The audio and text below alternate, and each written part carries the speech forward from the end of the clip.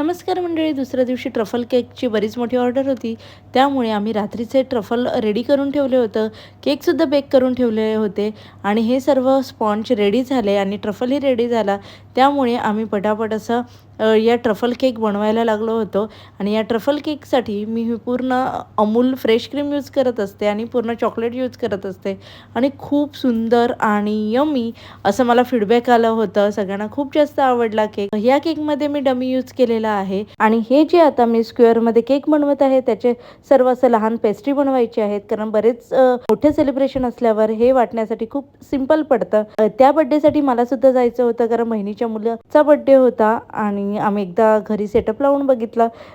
जसं तिला हवा होता त्याच पद्धतीने हा पूर्ण सेटअप रेडी झालेला होता आणि खरंच खूप छान दिसत होता. तुम्हालाही आवडला असेल तर नक्की कमेंट्स करून सांगा.